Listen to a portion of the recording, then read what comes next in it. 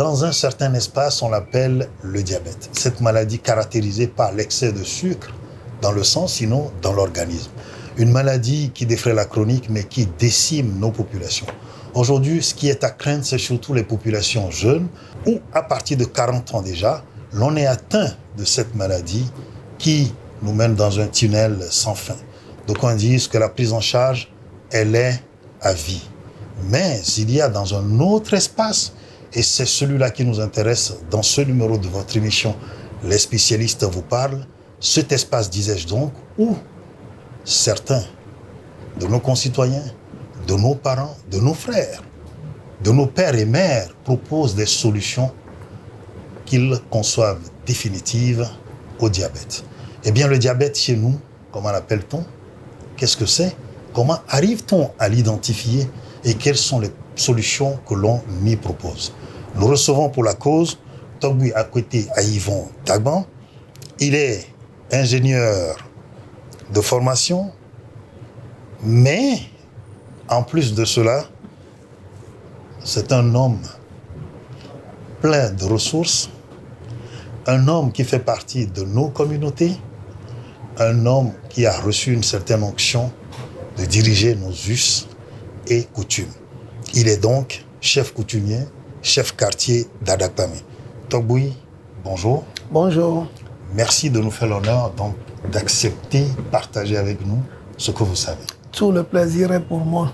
Alors nous sommes sur SOS Docteur TV, la chaîne 100% santé, et nous, notre devoir, c'est d'aller à la quête des approches de solutions au mal dont souffrent nos populations, histoire de leur donner une réponse, car ce que les populations attendent, c'est de se débarrasser de leur maladie.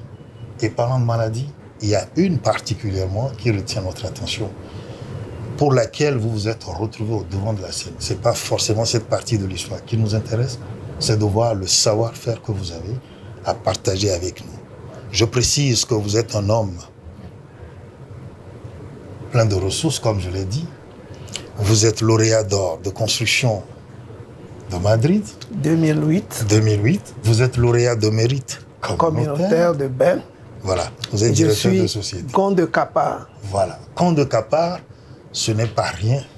C'est beaucoup de choses. Ça veut dire que vous avez eu du chemin, vous avez de l'expérience, et nous allons nous entendre sur la façon dont nous allons dérouler cet entretien. Alors, ce que les autres appellent diabète, je dis dans un espace, c'est comme ça qu'on l'appelle. Dans votre espace à vous, comment est-ce que ce mal s'appelle? Nous l'appelons dans notre espace la maladie de l'urine sucrée. Voilà. Parce que à un moment donné, les patients remarquent qu'après avoir uriné, il y a des fourmis qui tournent autour. C'est-à-dire qu'il y a du sucre dans l'urine. Alors, tout simplement, eux ne sachant pas de quoi se fait le pancréas, de ce que fait le foie et autres, ils disent maladie de l'urine sucrée. Donc cette maladie est détectée à eux par l'observation.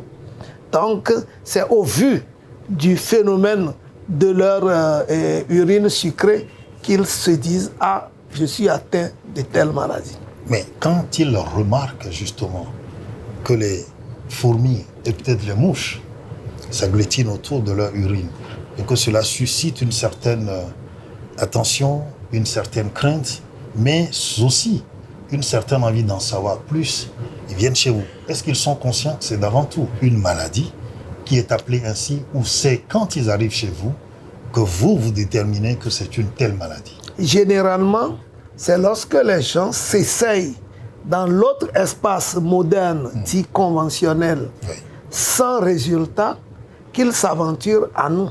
Cela voudrait dire qu'ils étaient déjà conscients du mal. Ils en souffrent. Ils cherchent ceux qui peuvent les guérir. Et ils traînent. Moi, je dis même, ils s'aventurent, parce que c'est une longue aventure, vers les médecins conventionnels, sans résultat. En ce moment, ne sachant pas à qui aller, ils fouillent et ils viennent à nous. Dans le temps, nos aïeux, nos grands-parents, ils savaient se maintenir. Ils savaient même se prémunir de cette maladie. En quoi faisant? il y a un certain nombre d'herbes.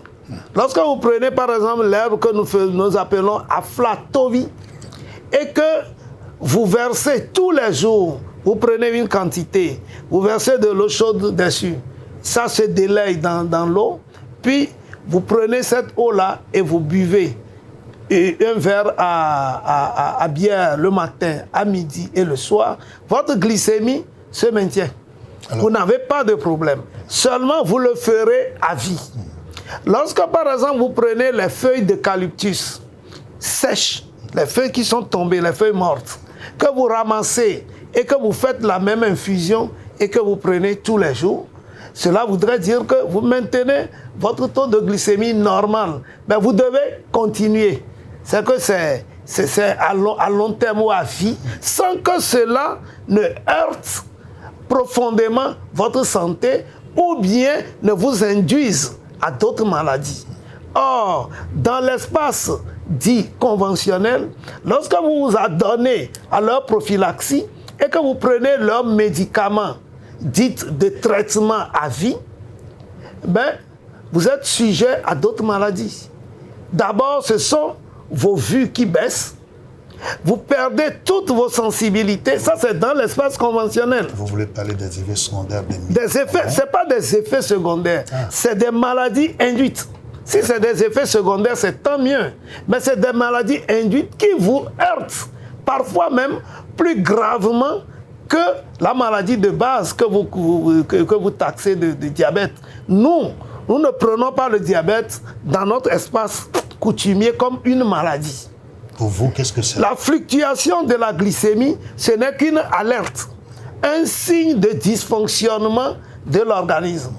Au lieu d'atténuer ces signes, de taire ces signes pour faire croire au malade qu'il est guéri, alors que la maladie continue par couver, nous, dans notre espace coutumier, nous faisons en sorte à alléger le pancréas en donnant le remède qu'il faut à l'organisme, qui force le foie à se débarrasser du sucre emmagasiné. Sachez que le diabète n'est que la conséquence du dysfonctionnement du pancréas, et ce dysfonctionnement est lié à la saturation en sucre du foie.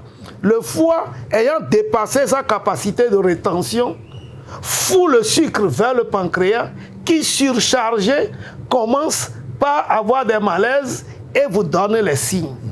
Qu'est-ce que l'espace conventionnel fait? Comme c'est le pancréas qui est le siège de la production de l'insuline, il met le pancréas en parenthèse et vous produit de l'insuline chimique pour substituer cette insuline à la production naturelle.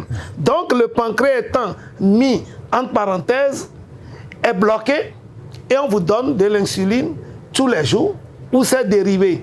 Du coup, chez certains malades, le pancréas se résorbe et on taxe votre diabète de diabète irréversible parce que vous ne pourrez plus jamais guérir. Chez d'autres, le pancréas se bloque et rentre en dormance. Du moment où le pancréas remarque de l'insuline dans le sang, il ne peut plus en sécréter. Donc, à force de ne plus travailler, de ne plus remplir sa fonction, alors il rentre en dormance. Et c'est l'insuline chimique qui n'est pas synthétisable par l'organisme. Notre organisme n'aime pas le chimique parce que c'est complexe. Notre organisme assimile les substances simples, comme le sucre simple des aliments que nous prenons, mais le sucre complexe, raffiné, l'organisme n'arrive pas à synthétiser. Et finalement, dans notre espace coutumier, le foie va commencer par dégager le sucre, par cracher du sucre, par se débarrasser du sucre emmagasiné. Et pendant à peu près 3 semaines, le foie se dégage et le pancréas commence par se retrouver à l'aise. Puis, à la 4e semaine, ça c'est notre médicament, nos remèdes de ça. Oui. Et pendant la 4e semaine, le pancréas commence timidement par sécréter de l'insuline naturelle.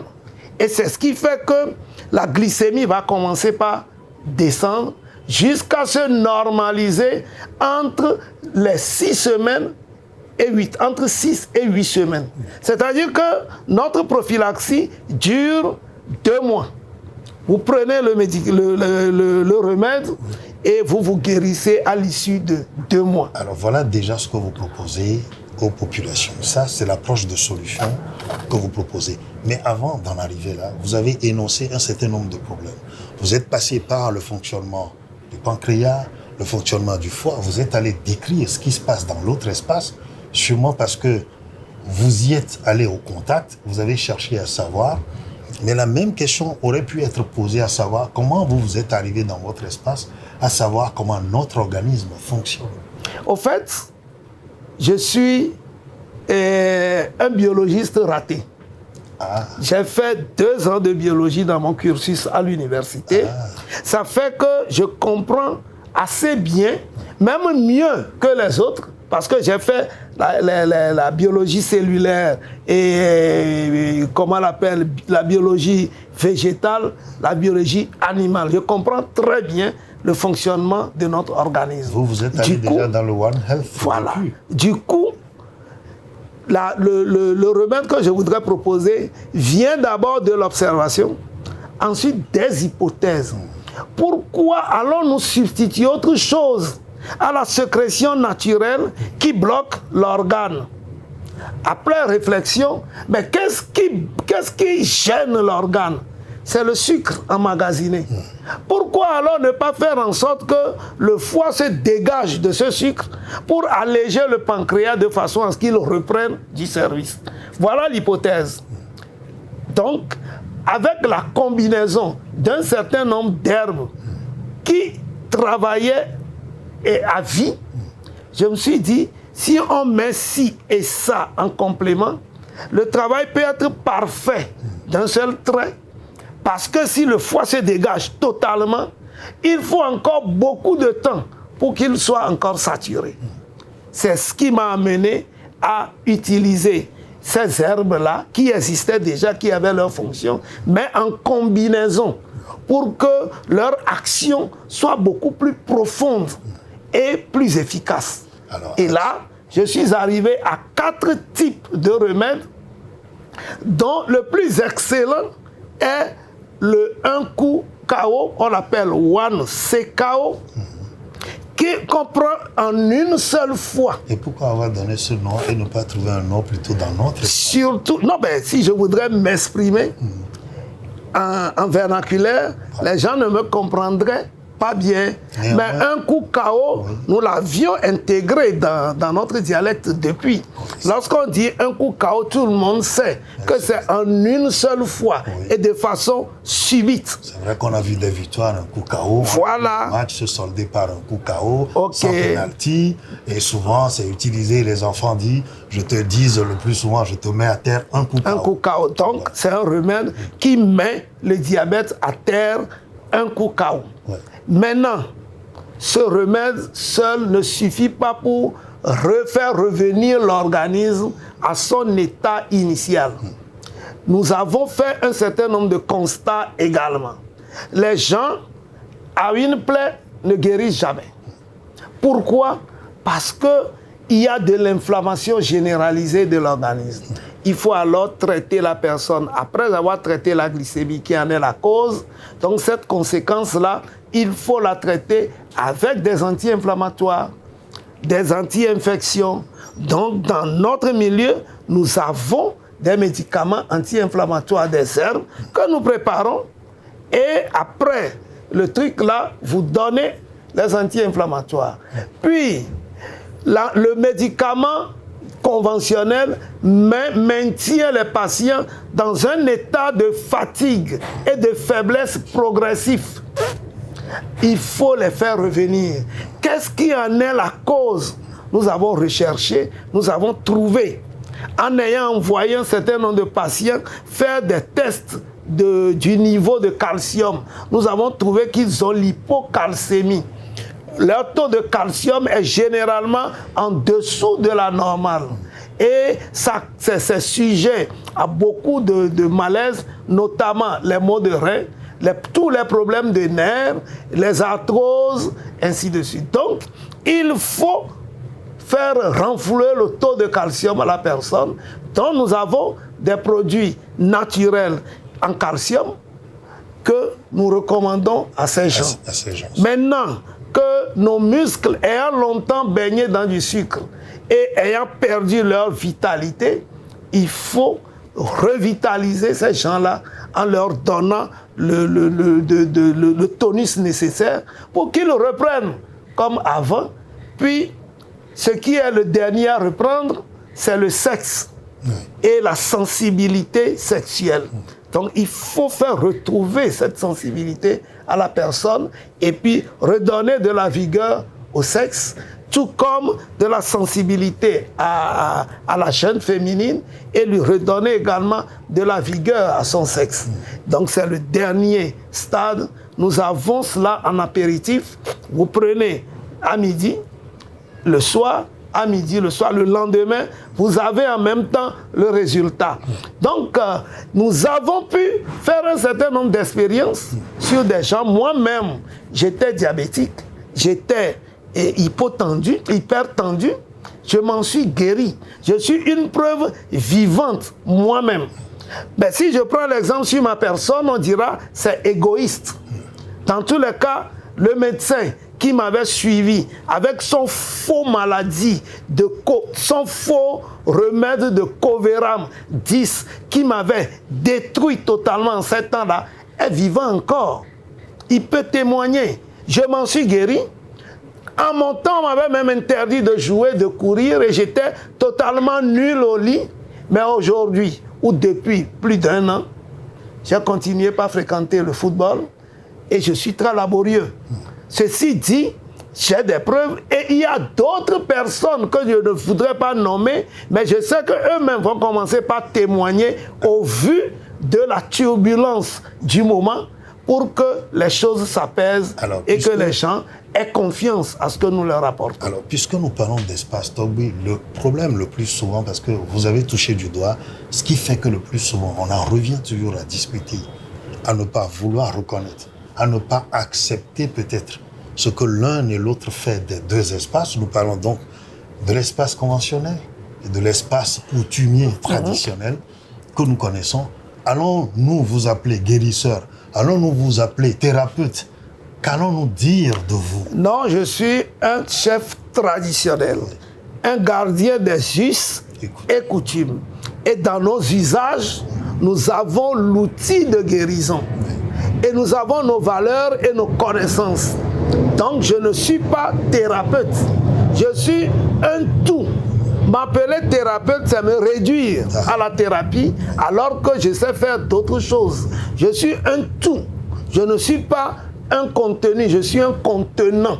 Ceci dit, appelez-moi Togbi tout court. Et un Togbi qui se mérite doit avoir un certain nombre de valeurs à son niveau, un certain nombre de connaissances et de pratiques. Ces pratiques font partie de nos usages. Voilà. Donc, comme me cherche à m'appeler guérisseur, je n'en suis point. Mais je suis tout simplement un chef traditionnel méritant de ses fonctions. Alors, c'est vrai. Maintenant, vous avez parlé de l'espace conventionnel. Il y a une interaction du moment où les gens se perdent dans un premier temps pour fréquenter ces espaces. Cet espace conventionnel, c'est lorsque le résultat n'est pas au rendez-vous. Du coup, nous nous contentons des résultats et des analyses de cet espace pour apprécier l'état de la personne dans un premier temps. Ensuite, nous effleurons dans notre espace, nous scrutons la dimension spirituelle pour voir s'il y a un lien. C'est notre deuxième démarche. S'il n'y a pas un lien, alors nous allons au remède en même temps. Mais s'il y a un lien, nous faisons les rites de façon à atténuer l'emphase de ce lien sur la maladie d'abord. Nous dégageons ce lien avant d'aller au remède. Ceci dit, nous balisons le chemin et nous usons d'un outil dont ne dispose pas l'autre espace. L'autre espace traite comme si tout est physique. Et en traitant comme si tout est physique, ils mettent en parenthèse un organe fondamental, le pancréas. Et du moment que vous passez d'un organe et que vous voulez aller de façon chimique, de façon externe, vous heurtez l'organisme parce que l'organisme n'a pas besoin de ce que vous lui faites. Et pourtant, c'est cette prophylaxie biaisée qui est vantée. Et on nous a moulé là-dedans. Et lorsque vous tombez dans cette maladie, c'est ça qu'on vous vante. C'est ça qu'on vous vend. Et cela ne vous amène jamais à la guérison. Alors, Togbi, là-dessus, justement, là où je voulais qu'on aborde aussi en même temps, c'est que vous le dites par rapport à ce que vous avez observé, ce qui vous arrive, vous, à votre niveau, c'est de cela que vous vous saisissez et vous faites votre chemin. Mais l'on entend le plus souvent aussi dire, quand les gens ont fini de faire le tour des tradithérapeutes, vous en êtes pas un, vous l'avez dit, c'est clair, c'est en ce moment qu'on vient chez les médecins conventionnels. Non, c'est le contraire. Il y a ce débat. C'est le contraire. Personne n'a dans notre espace détecté le diabète.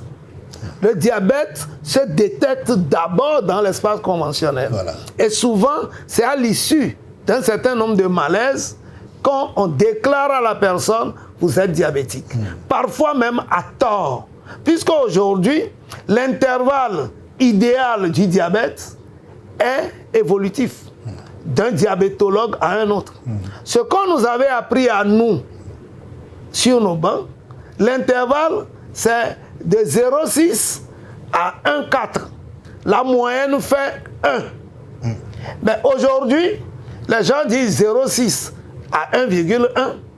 Donc la moyenne est autour de 0,75. Or, 0,75, tu es déjà dans l'hypo. 0,6, c'est la limite du coma. Donc, pour enfoncer beaucoup de gens dans cette maladie, c'est qu'on ne peut pas le soigner à titre préventif. C'est une maladie que vous ne pourrez pas soigner à titre préventif. La prévention, c'est de façon alimentaire. Mais si vous voulez prendre l'insuline à titre préventif, vous bloquez votre pancréas et vous plongez dans la maladie. Il faut qu'on restaure l'intervalle idéal. C'est jusqu'à 1,4, la moyenne haute, la normale haute. Et au-delà de 1,4, vous êtes en pré-diabète. Vous n'êtes pas encore diabétique. Jusqu'à 2, à 1,90, on ne peut pas vous déclarer diabétique. C'est lorsque vous dépassez 2 que vous faites la maladie. Dans notre espace, si on ne peut pas vous guérir, alors vous avez le remède pour ne plus tomber sous le coup de la maladie. Alors, des deux choses l'une, c'est-à-dire que vous avez, sinon les deux choses en même temps, vous avez le choix peut-être d'arrêter la maladie totalement, de débarrasser la personne de la maladie. Vous avez le choix aussi de faire en sorte que la personne n'ait pas la maladie. Oui, et si la personne a la maladie, vous la traitez, c'est ce que vous dites. C'est ce que je maîtrise, cette matière. D'accord. Alors revenons à un élément qui est important. Comment est-ce que vous arrivez justement à savoir, même si on vous vient avec des analyses qui sont, des examens qui sont faits ailleurs, mais si c'est de notre espace que la personne constate que c'est l'excès de sucre qui m'arrive et que la personne vient, vous avez dit quelque part que vous arrivez à détecter. Comment procédez-vous? Comment procédez-vous? Il y a des signes et la plupart du temps, c'est par observation. Voilà. Nous ne touchons même pas les malades. Et notre procédure n'est pas violente. Les signes, c'est que le diabète s'accompagne de soif. Vous avez constamment soif. Vous buvez sans étancher définitivement cette soif. Ça fait partie d'un signe. Il y a de la transpiration. Souvent, vous transpirez. C'est également un signe. Vous urinez la plupart du temps. C'est également un autre signe. Et il peut vous arriver d'avoir des maux de tête, d'avoir du vertige. Et parfois même, vous vous sentez subitement faible. Donc cette faiblesse latente est également un des signes du diabète. Et dès que quelqu'un vient, et moi, ces signes, je l'ai appris parce que moi-même, j'ai été sous le coup de cette maladie. Donc, dès que 3 de ces signes sont avérés, je demande aux gens, allez voir si ce n'est pas du diabète. Va consulter ton médecin. J'aime souvent qu'ils aillent à l'autre côté, qu'on les déclare comme tels, qu'on leur prenne la glycémie. Quand bien même nous avons l'appareil, le glucomètre, mais je préfère toujours que les gens aillent ailleurs pour confirmer mon diagnostic. Après ce diagnostic-là, si on amène la glycémie et c'est au-delà de 2, alors je dis, il faut qu'on te traite. Mais si c'est en dessous de 2, généralement, je le dis aux gens, puisque tu n'as jamais pris leur maladie, pour dire que ton pancréas a un coup, évite les trucs sucrés, ainsi de suite. Évite de manger comme ceci, comme si on leur donne des conseils en alimentation. Et généralement, ça marche. Le sucre devient gênant du moment où ça atteint un seuil et que tu n'arrives pas à dépenser. C'est vrai. Le sport peut en partie consommer cette énergie. Mais l'énergie, là où l'activité consommatrice, même de cette énergie, disons de façon adéquate, c'est les activités sexuelles. C'est là où vous dépensez le maximum d'énergie. Mais quand on reste dans notre espace, c'est dire qu'aujourd'hui, vous dites, quand quelqu'un est soupçonné, je vais m'exprimer de cette façon, d'être souffrant de diabète, cela veut dire que si la personne se met à l'activité sexuelle, fréquemment, régulièrement, vous dites que la personne... Si c'est un homme ou une femme, au moins, tout au moins 3 fois dans la semaine. La personne peut réduire... Vous allez réduire considérablement votre glycémie. Ah oui. Mais vous pourrez courir parce qu'un couette est équivalent à 40 km de marche. Ceci dit, convenez avec moi que cette activité est vraiment dépensive d'énergie. Or, qui dit énergie, dit sucre. Tout à fait. Donc, vous diminuez considérablement votre glycémie, ce faisant. Nous, dans notre espace, nous renforçons la personne, nous lui apportons le libido nécessaire pour pouvoir être à même de fonctionner sexuellement et de réduire rapidement, en moins de 2 mois, l'excès. Libido renfloué, consolidé, renforcé. On peut y trouver tout ce qu'on dit. Ça permet quand même d'avoir une certaine activité physique. Vous dites, le coït, c'est vrai, c'est 40 km, alors que l'on ne peut pas forcément marcher tous les jours 40 km ou courir 40 km. Ce que vous dites, c'est vrai, il y a de la logique, il y a du sens. Mais je reviens encore à un élément qui me préoccupe, moi, c'est que si l'on pouvait disposer d'outils ou bien utiliser exclusivement nos outils à partir de la base, depuis la détection, jusqu'à arriver à faire le suivi de la maladie sans avoir à recourir aux examens de l'autre espace, est-ce que vous ne pensez pas que c'est l'idéal? Si, on peut ne pas recourir aux examens de l'autre espace. Mais je vous dis qu'il y a une interaction. Tout à fait. Si les gens viennent de cet espace, on ne peut que les amener, les renvoyer pour confirmation. Mais si la personne vient directement à nous, en observant et en posant le diagnostic, nous pourrons également dire « Ah, ça peut être le diabète ». Mais notre espace n'a pas mis d'instruments au point pour mesurer le taux de glycémie. Comme ça se fait. Pour confirmation, on peut les envoyer là-bas pour confirmation de notre diagnostic. C'est tout. Mais nous pouvons également utiliser notre remède qui, lui, est préventif. Notre remède ne met pas en parenthèse le pancréas. Donc, ça peut être utilisé à titre préventif. Mais il faut surveiller pour que le patient, si jamais ce n'est pas le diabète, ne tombe pas dans l'hypoglycémie. Donc, il faut surveiller. Nous avons des moyens de surveillance. Alors, parlons de ces moyens. Si la personne n'est pas allée dans l'autre espace avant de vous revenir, comment vous procédez? Lorsque nous lui donnons si c'est un coup KO, nous savons la dose qu'on doit donner, puisqu'on n'est pas vraiment très sûr. Il y a une dose. Puis, ça va déclencher la soif, forcément. De la manière dont la personne a l'envie, nous savons que, attention, ce n'est pas du diabète. Parce que si l'envie n'est pas forte, sachez que ce n'est pas du diabète. Si l'envie est forte et que la personne urine abondamment, mais vous ne trouvez pas du sucre, où il n'y a pas les fourmis qui viennent piluler, sachez que la personne n'a pas vraiment du diabète. Or, dès que la personne prend, nous, notre remède, automatiquement, les malaises issus du diabète, si c'est du diabète, s'estompent. Cette fatigue. Comme la fatigue, tout ça, là, s'estompe, comme s'il est déjà rétabli. La transpiration excessive. Voilà, comme s'il est déjà rétabli, il n'y a que 2 signes. La faim, la soif. S'il ne boit pas beaucoup ou à suffisance, il peut avoir du vertige. S'il ne mange pas à satiété, donc pour étancher sa faim, il peut se sentir fatigué ou faible. Donc c'est les 2 signes que nous observons courant dans notre cheminement jusqu'à la fin. Mais heureusement, nous avons l'autre espace qui dispose d'appareils. Pourquoi nous n'allons pas l'utiliser? Il n'y a pas une rupture entre les 2 espaces. La preuve, moi-même là où je suis, il peut y avoir des affections que je vais pouvoir peut-être guérir directement sans attendre. Je peux prendre de l'aspirine.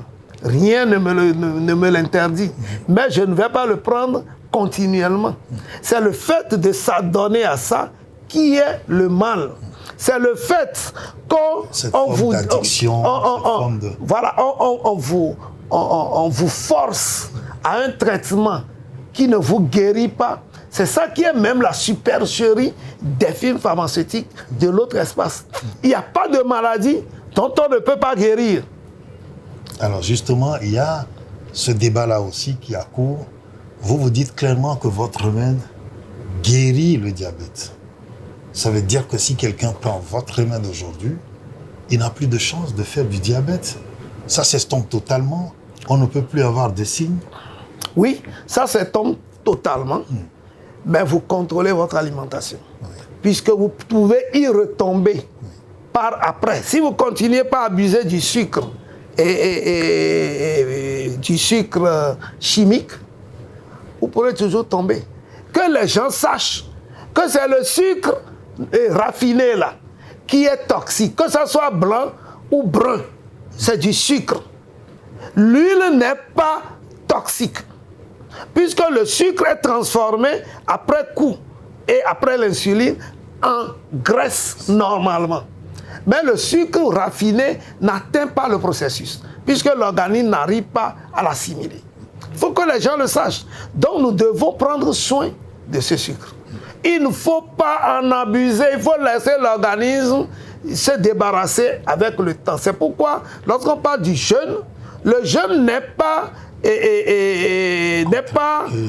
religieux. Le jeûne est beaucoup plus sanitaire. C'est pour notre bonne tenue. Si Dieu l'a souhaité à son peuple dans leurs documents, c'est parce que Dieu sait qu'il y a un moment où on doit laisser l'organisme s'épier un peu, s'épurer, avant de continuer par le surcharger. Donc le jeûne n'a qu'une vertu, c'est thérapeutique. C'est thérapeutique. Le jeûne est plutôt thérapeutique. Lorsque vous avez beaucoup de graisse et que vous cessez de vous alimenter, la graisse, c'est de l'énergie en réserve ou en surplus pour l'organisme.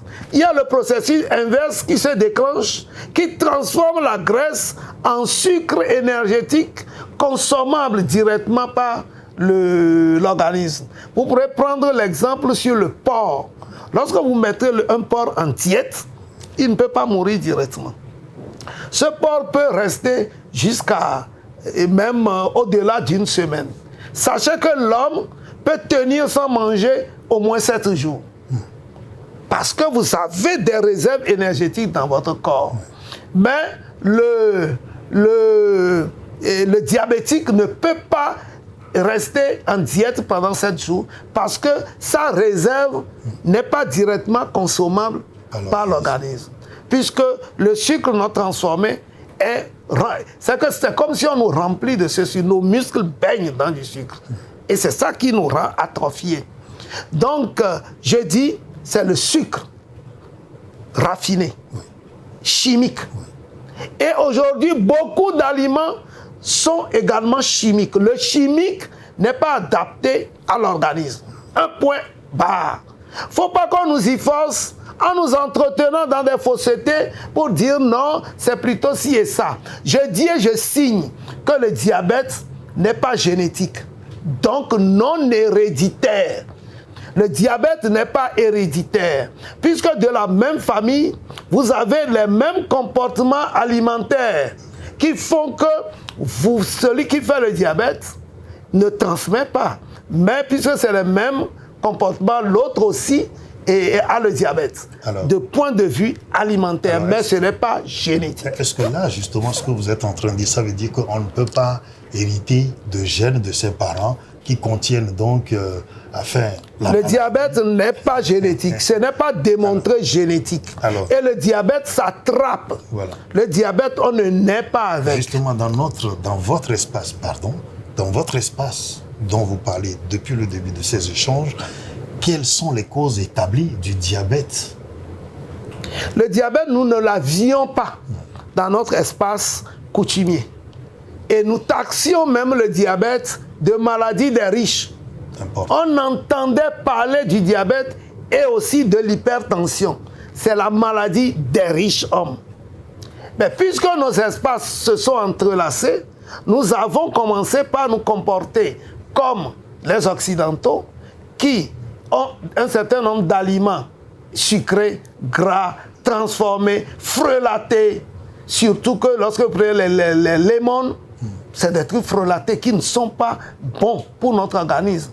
Donc, lorsque vous glissez dans ces espaces, vous irez attraper leur maladie. C'est leur maladie, le diabète. Ce n'est pas notre maladie dans notre espace coutumier. La preuve, nos enfants qui ont été nés, qui ont été accouchés normalement, sans trop d'emphase de l'autre espace, ne connaissent pas le diabète. Mais aujourd'hui, les enfants dont la prophylaxie a été suivie pour le prénatal dans l'autre espace, font, après leur naissance, le diabète. C'est ça que vous appelez diabète précoce, type 1. Oui. Comment un enfant qui n'a jamais abusé du sucre peut être précocement diabétique? Cela est dû aux heures du traitement du blanc.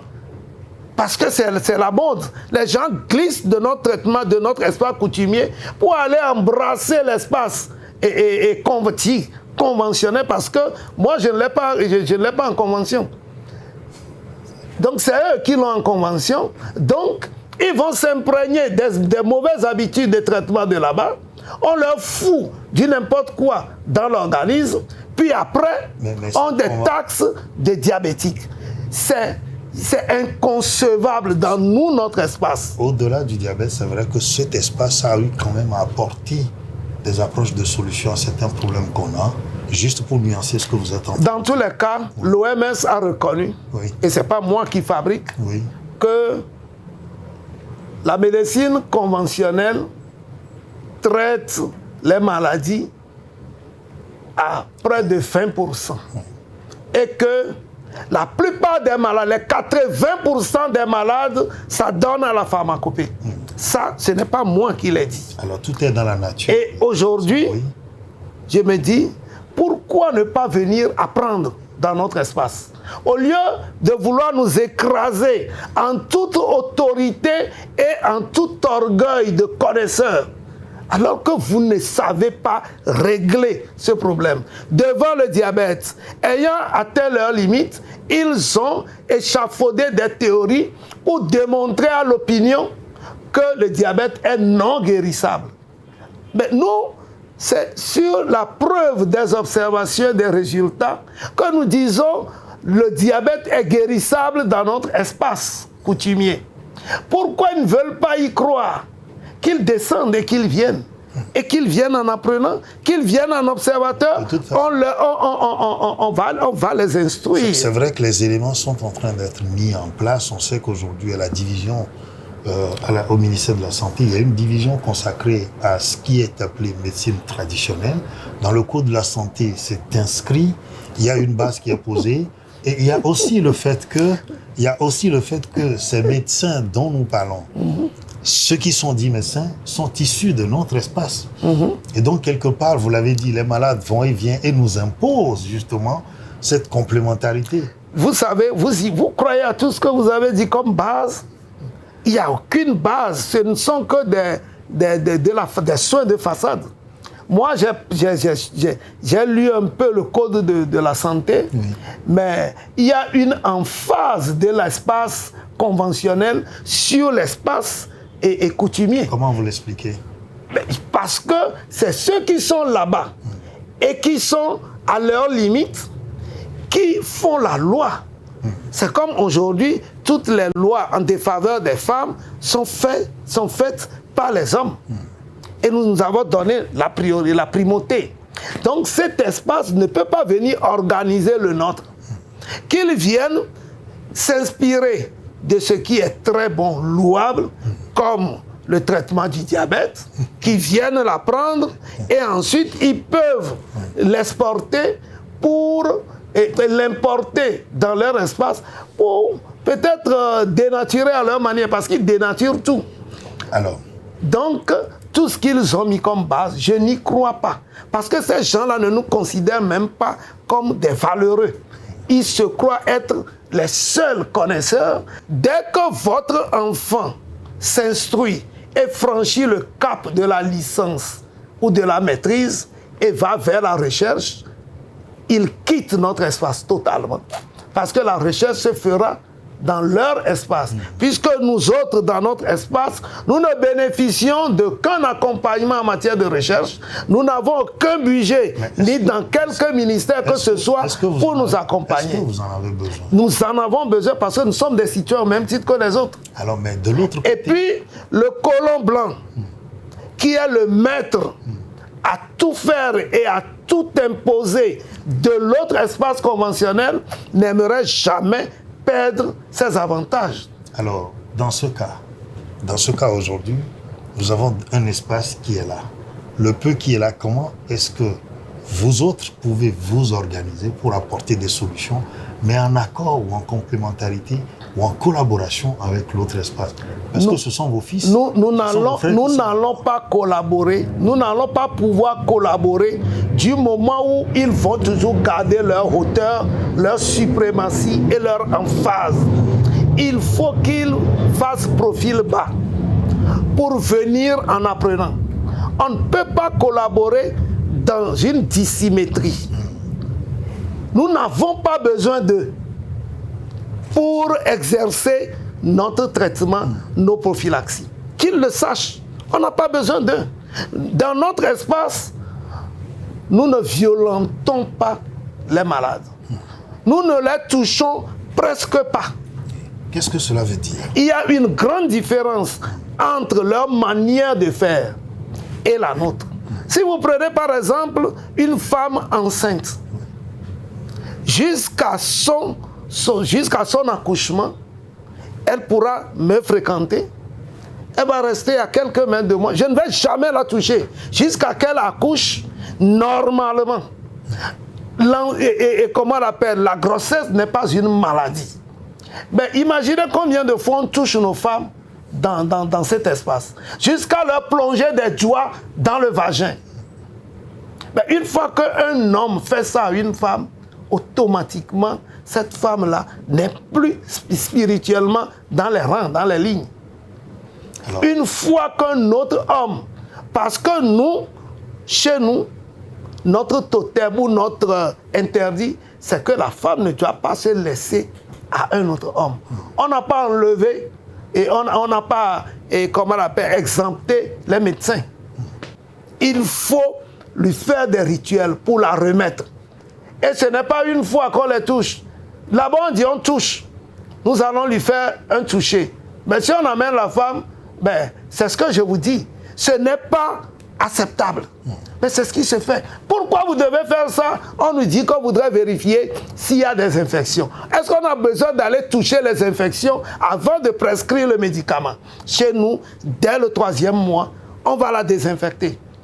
On sait ce qu'il faut pour désinfecter toutes les femmes au 3e mois. Alors, et dans ce mois, on sait ce qu'il faut lui prescrire comme remède pour la guérir des infections, des éventuelles infections, et puis pour la soutenir dans sa grossesse. Et jusqu'à la fin, nous avons des prophylaxies, sans toucher à la femme. Alors, il est dit qu'il y a un espace, on va dire, physiologique, physique. Il y a un autre espace que vous avez touché du doigt tout à l'heure, c'est l'espace spirituel, ou bien la dimension spirituelle de la chose. Et vous vous dites le plus souvent que quand les gens viennent chez vous, vous essayez de consulter, sinon d'avoir des renseignements sur le spirituel. C'est que les deux dimensions s'entremêlent, puisque les deux dimensions sont en nous. Nous sommes physiques et spirituels. Et il y a des maladies qui sont spirituelles, qui prennent pied dans le spirituel et ont un reflet dans le physique. Lorsque vous êtes attaqué, vous êtes envoûté par exemple, vous devez manifester un certain de malaise pour qu'on dise que vous êtes envoûté. Mais pour savoir si c'est de l'envoûtement, il faut rechercher. Et nous avons des outils de recherche qu'on nous avait diabolisés dans le temps. Et donc certains signes de certaines maladies, en l'occurrence le diabète. Le diabète, l'hypertension, le cancer, le sida et comment on l'appelle, et fondamentalement l'épilepsie sont généralement sous sorcellerie. Peuvent être même c'est qu'on peut envoûter quelqu'un de cette manière. C'est des mauvais sorts, peuvent être des sorts, des mauvais sorts qu'on jette à des gens. Et nous avons de ces cas. Et généralement, entre 15 et 20% des patients qui nous arrivent sont sous envoûtement. La preuve, la dernière fois, nous avons à peu près 30 sur 200 qu'on a écarté du lot parce qu'il y a des liens spirituels. Ça veut dire que si ce lien existe et que vous mettez vos médicaments, sinon votre traitement... Ça ne peut pas marcher sans avoir fait les rituels d'expiation. Or, dans la médecine conventionnelle, ils n'en connaissent point. Ils ne peuvent même pas connaître du moment où ils ont diabolisé ces outils de recherche. Peut-être que cette convention n'accepte pas peut-être la prise en compte de cette dimension. Ils ne peuvent pas l'accepter parce qu'ils ne s'y connaissent pas. Alors, donc je voudrais qu'on marque une petite pause. C'est notre pause dans cette émission. Au début, à Dido, virer Mando à Dido, virer quoi Mando à Dido. Au début, j'urinais très fréquemment et je me sentais affaiblie. C'est en ce moment-là que j'ai commencé à suspecter que j'avais le diabète et j'ai décidé de faire des analyses. C'est au CHU Campus qu'on m'a prélevé du sang et c'est là que j'ai appris que j'avais effectivement le diabète.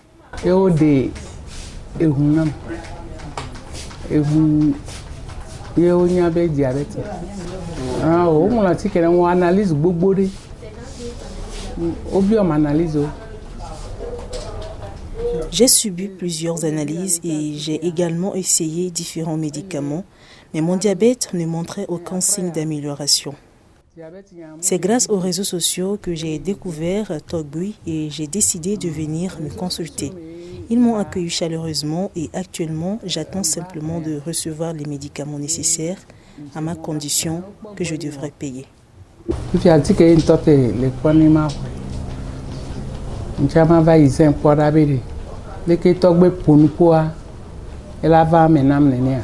Retour donc à notre invité. Togbui, c'est une exclusivité dans les spécialistes sur SOS Docteur TV. Nous avons écouté Intérêt.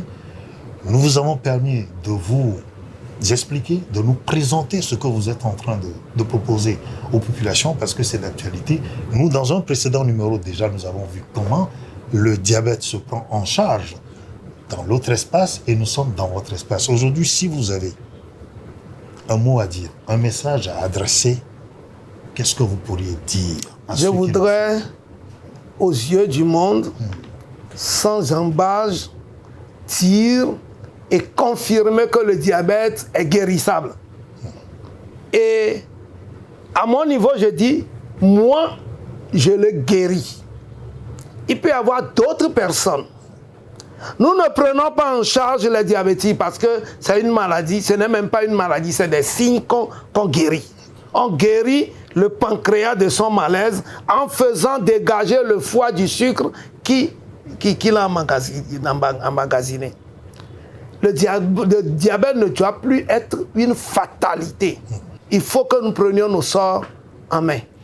Il faut que nous prenions nos sorts en main, vous le dites si bien, parce que dans votre espace, vous avez évoqué la dimension spirituelle où ce sont des sorts qui sont jetés, mais aussi notre situation de malade parce que nous avons contracté une maladie par nos habitudes alimentaires, c'est ce que vous nous expliquez, oui. Et que si des remèdes de votre espace sont posés, cela peut rétablir le fonctionnement des organes qui sont touchés. Ce que vous avez appris, bien évidemment, pour avoir fait l'école de l'autre espace, vous êtes revenu à la maison pour quelque part proposer une solution aux gens. Togboui, à côté à Yvon Tagman, vous êtes chef coutumier du quartier d'Arapamé. Nous sommes à Lomé. Merci beaucoup d'avoir accepté de partager ces moments avec nous. Nous reviendrons vers vous parce que sûrement, c'est vrai qu'il va y avoir des gens qui vont vous solliciter, qui vont nous solliciter, nous, parce que notre quête permanente à SO Dr TV, c'est d'informer, mais c'est aussi orienter l'opinion sur les solutions qui existent. Mais encore une fois, nous le disons, que chacun fasse attention à là où il va, que ce soit l'un ou l'autre des espaces. Tout est clair pour nous, c'est la quête de l'information, c'est la quête aussi de l'approche, de la solution aux populations. C'est pour ça que nous sommes venus vous voir. Ça. Merci. Que chacun prenne ses responsabilités. Merci beaucoup, donc Togboui. Merci à vous. À côté à Yvon Dagman. Merci de nous avoir reçus. Chers téléspectateurs, vous l'aurez compris, Togboui s'est ouvert à nous parce que nous sommes venus chercher à savoir ce qu'il fait. Le diabète, cela va rester encore une quête permanente. L'espoir est recherché. Gardons espoir. Cela arrivera forcément. À très bientôt. Merci.